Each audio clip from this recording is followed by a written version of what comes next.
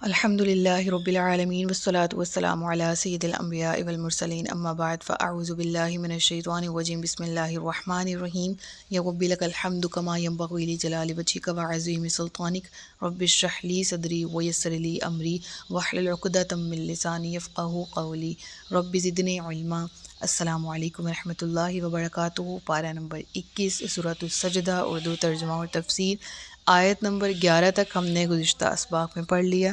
آج کے سبق میں آیت نمبر 12 سے باقاعدہ آغاز کیا جا رہا ہے، جس میں روز قیامت کے ایک منظر کی یہاں پر منظر کشی کی گئی۔ مجرمین کے لیے قیامت کا دن کیسا ہوگا اس کا ذکر کیا گیا۔ گزشتہ اسباق میں ہم نے پڑھا تھا نا کہ قیامت کا دن کہیں قرآن میں موجود ہے 1000 سال کے برابر ہوگا، سورہ معارج میں ہے 50,000 سال کے برابر ہوگا، احادیث میں ہے کہ ایک فرض نماز کے جو ڈیوریشن ہے اس کے جتنا۔ اب یہاں پر انہی مجرمین کے لیے ذکر کیا گیا جو کہ دنیا میں جھٹلاتے آئے تھے، آج وہ دن ان کے لیے کیسا ہوگا۔ وَلَوْ تَرَىٰ إِذِ الْمُجْرِمُونَ نَاكِسُو رُءُوسِهِمْ، اگر آپ دیکھیں ان مجرمین کو نَاكِسُو رُءُوسِهِمْ کہ وہ نیچے جھکائے ہوئے ہوں گے اپنے سر، عِنْدَ رَبِّهِمْ اپنے رب کے پاس۔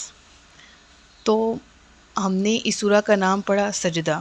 سجدہ کے لغوی معنی جھکانا اور اصطلاحی معنی سر کو جھکانا، کس کے سامنے؟ اللہ کے سامنے، شرعی اصطلاح میں دیکھا جائے، جس میں نیت کیا ہو؟ خود کے عاجز ہونے کی، عاجزی کے ساتھ خود کے نامکمل ہونے کی، ایک مکمل ذات کے سامنے سجدہ کر رہے ہیں، خود کے مخلوق ہونے کی کہ اپنے خالق کے سامنے سجدہ کر رہے ہیں، اس میں عاجزی بھی ہے، اس میں محبت بھی ہے، اس میں تعظیم بھی ہے، اس میں کبریائی کسی کی ماننے کا عقیدہ بھی ہے۔ اور وہ کبریائی کس کی ماننا ہے؟ لا الہ الا، وہ معبود کے جس کے سوا کوئی دوسرا معبود نہیں، اور وہ اللہ ہے۔ اب دنیا میں بھی جب لفظی معنی دیکھیں نا تو سر جھکانے کے معنی کیا ہے؟ سجدہ۔ وہاں بھی جو ذکر کیا گیا، ذکر ہوا ناکسو رؤوسہم، یعنی وہاں جو انہوں نے سر جھکایا ہوگا، دنیا والا سر جھکانا یعنی ایک مومن، ایک مسلمان جو اللہ کے سامنے سر جھکاتا ہے، اس لیول، اس رینک کو تو ادھر ان کا ناکسو رؤوسہم والا عمل بھی نہیں نا پہنچ پائے گا، ٹھیک ہے؟ یعنی ناکسو رؤوسہم میں ان کا فرط ندامت، ان کی شرمندگی کا اظہار، یہ تمام چیزیں شامل ہوں گی نا جب اللہ کی بارگاہ میں انہیں لا کر کھڑا کیا جائے گا۔ دنیا میں تو یہ کفار مشرکین ہیں، فخر و غرور، تکبر سے دن دناتے پھر رہے ہیں، اور قیامت کے دن کیا ہوں گے جب انہیں اللہ کی بارگاہ میں پیش کیا جائے گا؟ ناکسو رؤوسہم عند ربہم، پھر ربنا ابصرنا وسمعنا فرجعنا نعمل صالحا انا موقنون، پھر وہ کہیں گے اپنے بارے میں، کیا کہیں گے؟ اے رب، ہم نے اپنی آنکھوں سے دیکھ لیا ہے اور کانوں سے سن بھی لیا ہے۔ یہاں پر بہت زیادہ ڈیٹیل ہے۔ سب سے پہلے یہ کہ انہوں نے اس وقت کہنا ہے ابصرنا و سمعنا۔ قرآن میں ان کا ذکر ہے کہ صم بکم عمی فہم لا یرجعون، دنیا میں کیا ان کے کان نہیں تھے؟ کیا دنیا میں انسان کے پاس آنکھیں نہیں ہوتی؟ کیا دل نہیں ہے؟ کیا عقل شعور نہیں ہے؟ کیا فطرت پر وہ موجود نہیں ہے؟ تمام چیزیں تو دنیا میں بھی ہیں، پھر کچھ حق قبول کرتے ہیں اور کچھ حق کو جھٹلا دیتے ہیں، کچھ حق کو قبول اور کچھ جھٹلا دیتے ہیں۔ جو قبول کرتے ہیں اور جھٹلاتے ہیں ان کا ذکر اگلی آیت میں آ رہا ہے۔ یہاں ذکر ہے کہ کیا دنیا میں تمہیں یہ نعمتیں نہیں دی گئی تھی؟ دی گئی تھی، بالکل دی گئی تھی، لیکن پھر قرآن نے ایسے ہی لوگوں کو صم بکم عمی فہم لا یرجعون کہا۔ کیا کہا؟ یہ بہرے، گونگے اور اندھے ہیں، یعنی یہ نعمتیں ان کو دی گئیں لیکن انہوں نے ان کا حق استعمال نہیں کیا، آنکھوں سے دیکھا، کانوں سے سنا، تدبر کیا، غور کیا، پھر جھٹلایا۔ تو اس کا انجام کیا ہوا کہ قیامت کے دن کہہ رہے ہم نے اب دیکھ بھی لیا، ہم نے سن بھی لیا، تو اب کا کیا سننا اور کیا دیکھنا؟ وہ ایک پنجابی محاورہ ہے نا کہ پھل موسم دا تے گل ویلے دی، ٹھیک ہے، اور یا گل ویلے دی تے پھل موسم دا، اس طرح کر کے ایک محاورہ ہے۔ تو وہ محاورہ اگر سامنے یہاں پر رکھا جائے تو کیا دنیا میں تمہارے پاس یہ چیزیں موجود نہیں تھی؟ قوتیں، قوت بصارت، قوت سماعت، آج تم کہہ رہے ہو کہ ہم نے دیکھ لیا، پھر انا موقنون، ہم یقین رکھنے والوں میں سے ہیں، ایک دفعہ ہمیں لوٹا تو دے اب ہم یقین کرنے والوں میں سے اب ہم نیک اعمال کریں گے، نعمل صالحا، ہم نیک عمل کریں گے، اب ہمیں پورا یقین آ گیا ہے۔ اس وقت ان کی ندامت اور شرمندگی کا ان کو قطعی فائدہ نہ ہوگا، اور اس وقت کا ماننا کسی بھی طرح سے ان کے لیے فائدہ مند۔ اور اس کا ذکر اگلی آیت میں آ رہا ہے نا، ان قوتوں کو اللہ کی طرف سے ہمیں عطا کیا گیا، ٹھیک ہے۔ اب خاص طور پر ان دو چیزوں کو لے لیں، کون سی؟ قوت بصارت، قوت سماعت، اور پھر عقل، فہم، شعور، فراست، ٹھیک ہے، دل کی تصدیق کرنا، دل کا حق کو قبول کرنے کا فطرتی طور پر اس کے اندر یہ ایلیمنٹ پایا جانا۔ ان سب کے باوجود رب اگلی آیت میں فرما رہا ہے وَلَوْ شِئْنَا لَآتَيْنَا كُلَّ نَفْسٍ هُدَاهَا وَلَكِنْ حَقَّ الْقَوْلُ مِنِّي لَأَمْلَأَنَّ جَهَنَّمَ مِنَ الْجِنَّةِ وَالنَّاسِ أَجْمَعِينَ۔ رب فرماتا ہے کہ اور اگر ہم چاہتے تو ہر جان کو اس کی ہدایت دے دیتے، مگر میری یہ بات پہلے طے ہو چکی کہ ضرور جہنم کو جنوں اور انسانوں سب سے بھر دوں گا۔ یہاں کیا ذکر ہے کہ اگر ہم چاہتے تو ہدایت دیتے تھے، لیکن بات طے ہو چکی۔ کیا اللہ کی طرف سے طے تھا یہ مومن اور یہ کافر ٹھہرے گا؟ ارے اللہ تبارک و تعالیٰ نے کسی کے نصیب میں ایسا کیوں لکھنا کہ یہ میرا انکار کرنے والوں میں سے ہو؟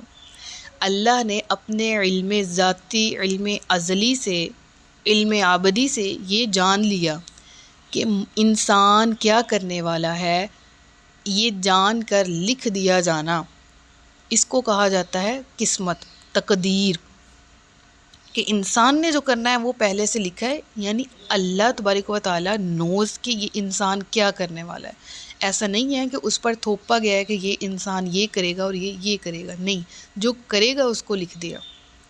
صحیح ہے، پہلا پوائنٹ۔ سیکنڈ پوائنٹ اس میں سے کیا نکلتا ہے کہ اللہ تبارک و تعالیٰ نے ہمیں قرآن میں تعارف کروایا اہدنا الصراط المستقیم، ہدایت مانگو اپنے رب سے سیدھے راستے کی، اور دوسری طرف یہ بھی کہا کہ وما یضل بہ الا الفاسقین۔ ہاں، یہ قرآن ہے، دین برحق ہے، اللہ چاہے یضل بہ کثیرا ویہدی بہ کثیرا، تو قرآن سے بھی ہدایت بھی ملتی ہے اور کچھ گمراہ بھی ہو جاتے ہیں۔ تو قرآن سے گمراہ کون ہوتے ہیں؟ کیا اللہ انہیں گمراہ کر دیتا ہے؟ کتاب تو وہی ہے، ٹیکسٹ تو وہی ہے، حکم تو وہی ہے، تو پھر کون گمراہ ہو گیا؟ وما یضل بہ الا الفاسقین۔ ہاں، جو فاسق تھا، جو نافرمان تھا، اس نے قرآن کو پڑھا ہی ان لوگوں میں سے اس کا شمار تھا جو قرآن کو پڑھتے ہی اس میں سے ٹیڑھا پن نکالنے کے لیے یہ ان لوگوں میں شامل تھا، اس لیے اس کو قرآن سے کچھ نہ ملا۔ تو قرآن یہ جو آیت ہے نا کہ ہم چاہتے تو ہدایت دیتے تھے، دراصل ایک فصاحت پر مبنی آیت ہے، جس میں رب فرماتا ہے کہ ہم چاہتے تو ہدایت دے دیتے، ہاں، مگر جو طے ہو چکا وہ کیا ہے کہ کس انسان نے کیا کرنا ہے، وہ انسان کے جو نیکسٹ سٹیپس تھے خالق نے وہ جانے اور ان کو لکھ دیا۔ یہی چیز تو ہے نا کہ طے ہو چکی، اور اس کے بعد وہ جو خاص ذکر ہے کہ ان کے انجام کے اعتبار سے وہ یہ ہے کہ لَأَمْلَأَنَّ جَهَنَّمَ مِنَ الْجِنَّةِ وَالنَّاسِ أَجْمَعِينَ، کہ ضرور میں بھر دوں گا جہنم کو، کس سے؟ جنات سے، سرکش جنات سے اور نافرمان انسانوں سے۔ یعنی انسان کی تخلیق کی، جس کا ذکر گزشتہ رکوع میں پڑا، ٹھیک ہے۔ پھر اس کے بعد اللہ نے خاص دو قوتوں کا ذکر کیا، وہ قوت بصارت ہے، قوت سماعت ہے۔ اسے عقل دیا، فہم اور شعور دیا، حق اور باطل کی راہوں کو اس کے سامنے واضح کر دیا۔ انبیاء اکرام آ کر اسے راہ حق پر چلنے کی دعوت دیتے رہے، غلط روی سے بچنے کی تلقین کرتے رہے۔ اس کے بعد بھی انسان اگر نہ مانے تو وہ انکار کرنے والوں میں سے ہے نا۔ تو اگر ایک انسان کے سامنے دونوں راہیں واضح ہیں، ہدایت کی بھی اور گمراہی کی بھی، تو رب العالمین نے یہاں پھر آپشنل رکھا۔ دیکھیں، میں اکثر ایک بات کہتی ہوں، رزق ہے نا، سب سے بڑا آج کے دور کا جو المیہ ہے نا، کہہ لیں کہ وہ یہ ہے کہ انسان پیسے کی دوڑ میں لگا ہوا ہے، اور رزق کے پیچھے یعنی پیسہ کمانے کے لیے، اچھا سٹیٹس زندگی میں بنانے کے لیے انسان حلال حرام کی تمیز بھولتا جا رہا ہے۔ جو رزق ہے اس کی ذمہ داری اللہ نے لی ہے، ٹھیک ہے، واللہ خیر الرازقین. ہاں تم کوشش کرو، وہ رزق دے گا. اور انسان جب دنیا میں آتا ہے اس کا رزق طے ہے، لکھ دیا جاتا ہے، اور صحیح حدیث بھی اس پہ موجود ہے. اب یہاں پر جو ذکر آ رہا ہے وہ ایمان کا ہے نا، تو ایمان کی ذمہ داری اللہ نے نہیں لی. تم ایک دفعہ کلمہ پڑھ لو پھر تمہیں ایمان پر ساری زندگی رکھنا میری ذمہ داری نہیں. یہ کنسسٹنسی جو ہے وہ تمہیں اپنی محنت کے ساتھ ہی جاری رکھنی ہوگی. تو پھر یہی کہ دونوں راستے واضح کر دیے گئے، ایک ہدایت دوسرا گمراہی. اب اس پر چلنے کے لیے چوائس دے دی گئی. رزق کا ذمہ اللہ نے لے لیا، ایمان کا ذمہ اس نے نہیں لیا، اس کی حفاظت ہم نے خود کرنی. بے شک رہنمائی اللہ کی، مدد اللہ کی ہی ہے اور مرضی اللہ ہی کی ہے، لیکن اللہ تبارک و تعالیٰ نے ہمیں اس چیز کی تلقین کی کہ اپنے ایمان کی حفاظت کرتے رہنا.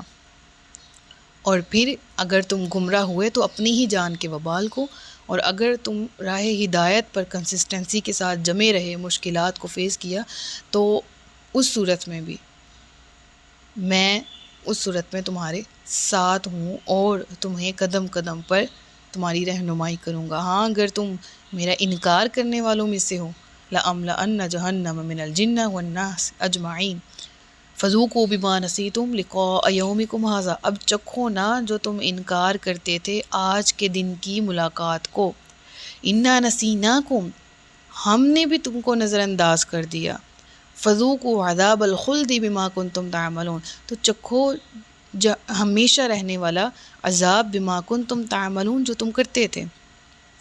عذاب خلد ہمیشگی کے معنوں میں ہے، اور نسیان کا معنی تو بھلا دینا اور فراموش کر دینا ہے، لیکن کسی چیز کو ترک کرنے اور نظر انداز کر دینے کے معنی میں بھی یہ لفظ استعمال کیا جاتا ہے. تو پہلے ذکر ہے فذوقوا بما نسیتم، تو وہاں پر معنی کیا لیے جائیں گے؟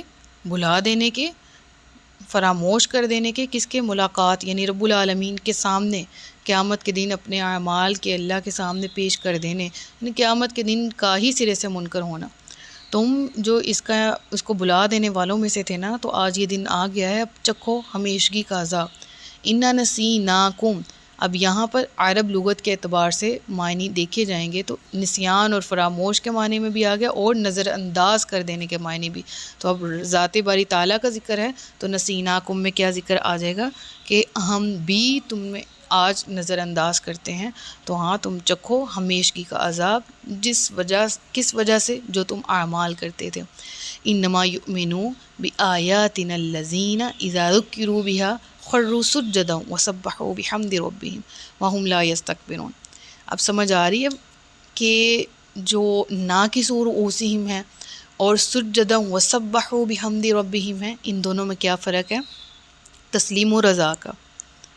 ٹھیک ہے، دنیا میں انسان جھکتا ہے تو اسے حکم ہی یہ دیا گیا نا، آج مدد مانگ ان سے، آج لے ان کی پناہ، پھر نہ مانیں گے قیامت میں اگر مان گیا. ادھر ماننے کا کیا فائدہ؟ دنیا دارالعمل ہے، دارالعمل میں تم اعمال کرو نا، تو پھر دار جزا میں کہنا کہ یہاں عمل کروا لے، یہاں ہم تسلیم کرتے ہیں یا ایک دفعہ دار عمل میں دوبارہ بھیج دے، یہ تو بے سود ہے نا. تو یہاں ایمان والوں کی اس صفت کا ذکر ہے کہ جب اذا ذکروا بہا، اللہ کی آیات ان کے سامنے تلاوت کی جاتی ہیں، خروا، تو وہ گر پڑتے ہیں سجدے میں، وسبحوا بحمد رب، اور تسبیح بیان کرتے ہیں اپنے رب کی حمد کے ساتھ، پاکی بیان کرتے ہیں. وہم لا یستکبرون، اور اس پر وہ تکبر نہیں کرتے. تو لا یستکبرون میں کیا چیز ہمارے سامنے آتی ہے کہ عبادت، اطاعت، فرما برداری، یہ اور تکبر اکٹھے جمع نہیں ہو سکتے. ہم میں سے سمہاؤ نماز لے لیں، صاف ستھرا رہنا لے لیں، صاف ستھرے طور طریقے یا کسی سے معاملات. مجھے تو بھئی اگر میں نے کسی سے پیسے لے لیں، جب تک لوٹا نہ دوں تو اس وقت تک سکون نہیں آتا. پتہ نہیں لوگ کیسے کسی سے ادھار لے کے تو اس کو واپس نہیں کرتے. میں تو جب تک نماز نہ پڑھ لوں عشاء کی، مجھے نیند نہیں آتی. پتہ نہیں وہ کون لوگ ہیں جو 5 کی 5 نمازیں نہیں پڑھتے. ٹھیک ہے، میں تو جب تک یہ نہ کر لوں نیک عمل، مجھے سکون نہیں ہے. پتہ نہیں لوگ فلاں عمل کے بغیر کیسے زندہ ہیں. میں تو بڑی صاف ستھری رہتی ہوں. ٹھیک ہے، میں تو اپنے آپ کو صاف ستھرا رکھتی ہوں. پتہ نہیں کون لوگ ہیں جو اتنے دن نہاتے نہیں ہیں. یعنی ہر چیز میں ہم جو عمل کر رہے ہیں وہ اللہ کی رضا کے لیے کر رہے ہیں. اور ہمارے ہاتھ میں دوسرا آپشن کیا ہے کہ آپ تبلیغ کریں، آپ دوسروں کو بھی کہیں ایسا کریں۔ یہ کہاں لکھا ہوا ہے کہ اگر وہ ایسا نہیں کر رہا تو اپنے آپ کو ان سے الگ کر کے پرائیورٹی لیول پر لے جائیں اور پھر اپنی ذات کے اندر محدود رہیں اور پھر دوسروں پر ٹانٹس کرنا شروع کر دیں؟ تو اللہ کی تسبیح کرنی ہے، اس کے سامنے سجدہ کرنا ہے، اس کی حمد کرنی ہے، لا یستکبرون میں سے ہو جائیں، پھر تکبر نہیں کرنا، پھر بڑائی اپنے آپ کی بیان کرنا، اپنے آپ کو الگ اور منفرد سمجھنا، اس کی گنجائش باقی نہیں رہتی۔ اس کے بعد ذکر ہے تتجافی جنوبہم عن المضاجع، ان کی جو کروٹیں ہیں وہ خوابگاہوں سے جدا رہتی ہیں، یدعون ربہم خوفا وطمعا ومما رزقناہم ینفقون۔ یہاں پر کیا مراد ہے؟ رات کو قیام کرنا، ٹھیک ہے، اور خاص طور پر نماز تہجد کی عادت بنانا۔ تو رات کی عبادت کا ذکر ہے یہاں پر کہ ان کی کروٹیں ان کی خوابگاہوں سے جدا رہتی ہیں۔ مراد کیا ہے کہ وہ رات پوری غفلت کے ساتھ سونے میں نہیں گزارتے، ہاں وہ تھوڑا قیام بھی کرتے ہیں۔